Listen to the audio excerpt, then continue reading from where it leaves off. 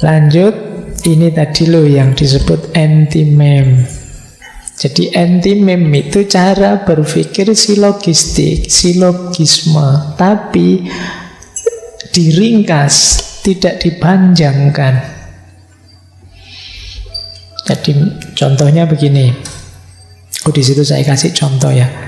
Setiap warga negara Indonesia berhak memperoleh pendidikan yang layak. Nah, premis khususnya pakai saya saja lah. Nanti kalau pakai nama kalian tersinggung. Faiz adalah warga negara Indonesia. Kesimpulannya berarti saya berhak memperoleh pendidikan yang layak. Ini premis umum, premis khusus, kesimpulan itu kan normalnya silogisme itu kan begitu. Tapi kalau anti-meme tidak sepanjang itu. Anti-meme itu langsung ngomong saja disingkat, saya berhak memperoleh pendidikan yang layak karena saya warga negara Indonesia. Jadi kalau ada satu kalimat singkat ini sebenarnya kan itu perpendekan dari struktur silogisme yang panjang di atasnya. Nah, jadi dengan satu kalimat pendek tadi, itu kan orang langsung, meskipun yang atasnya tidak saya sebut, orang kan merinci sendiri. Oh berarti Pak Faiz itu WNI. Oh berarti Pak Faiz juga berhak mendapatkan pendidikan. Nah itu mereka merinci sendiri. Itulah istimewanya anti-meme. Anti-meme itu membuat yang diajak bicara mikir. Karena tidak didikte dari A sampai Z secara detail. Nah, mengajak orang lain berpikir itu lebih efektif dalam persuasi, kata Al-Farabi. Jadi, ketika kalimatnya diperpendek, ngajilah biar kamu pinter. Misalnya. Itu kan orang terus mikir, oh berarti mengaji itu ada hubungannya dengan kepandaian. Kalau saya ngaji, saya pinter. Itu kan terus orangnya jadi berpikir. Itulah istimewanya anti-meme. Nah, ada 3 jenis anti-meme, yaitu anti-meme kategoris, ada anti-meme kondisional, ada anti-meme disjunktif. Ini sama seperti silogisme. Anti-meme kategoris, misalnya contohnya ya, sebagian pejabat tidak disenangi karena korupsi. Nah, itu kan sebelum itu pasti ada premis pejabat yang korupsi itu tidak disenangi. Pasti ada premis sebagian pejabat korupsi. Digabung jadi sebagian pejabat tidak disenangi karena korupsi. Jadi, oh berarti ada ya pejabat yang korupsi itu. Nah, itu kan orangnya terus mikir begitu. Oke. Sebagian kampanye ada yang melanggar dan diurus oleh Bawaslu misalnya kan, terus audiennya mikir, mencari-cari. Oh iya ya, kira-kira seperti apa ya, di mana ya, kapan ya. Itu menariknya anti-meme. Jadi anti-meme itu menggugah orang untuk berpikir. Yang kedua ada anti-meme kondisional. Anti-meme kondisional itu kan bersyarat. Contohnya apa? Dia bukan dosen karena belum lulus S2. Nah itu kan yang diajak ngomong begini kan mesti mikir, oh berarti syaratnya dosen itu harus lulus S2 atau. Nah ini mikir.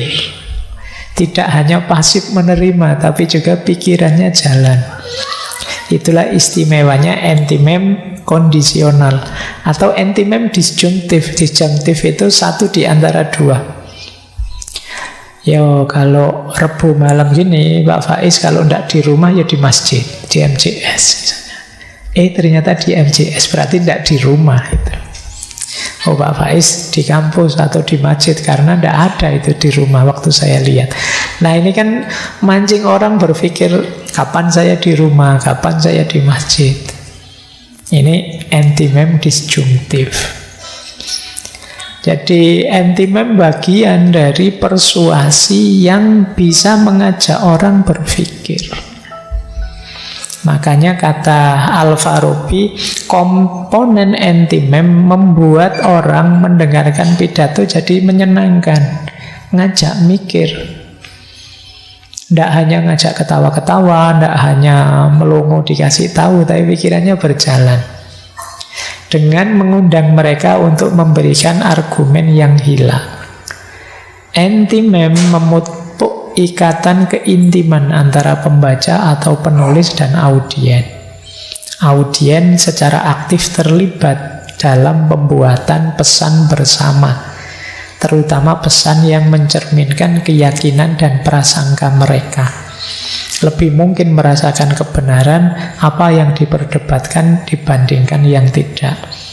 Jadi intinya dengan model anti-meme, kata Al-Farabi, terus terjadi interaksi yang lebih dalam antara si ahli retorika dengan audiennya.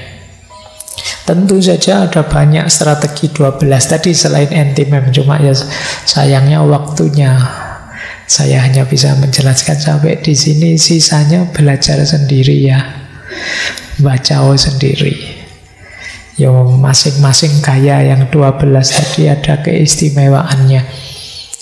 Bagian dari proyek dan ikhtiarnya filsafat untuk menyebarkan kebenaran. Baik, saya tidak berani berpanjang-panjang lagi, sudah sangat berat di kepala kalian materi malam hari ini tentang retorika. Apalagi Al-Farabi pernah bilang begini, ya, orang yang bicara terlalu panjang didengarkan sebentar saja. Ini Al-Farabi loh ya yang ngomong gini, bukan saya. Karena ya memang secara psikologis saya tidak tahu validitasnya. Dari 1 jam orang bicara katanya maksimal. Itu maksimal itu berarti kalau orang sungguh-sungguh memperhatikan belajar hanya 20 menitnya yang tertangkap. Apalagi kalau kalian tidak maksimal, tidak sungguh-sungguh, itu mungkin 10 menitnya, mungkin berapa bagiannya yang tertangkap.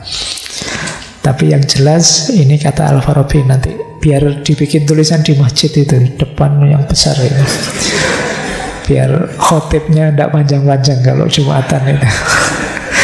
Orang yang ngomong panjang didengarkan sebentar saja.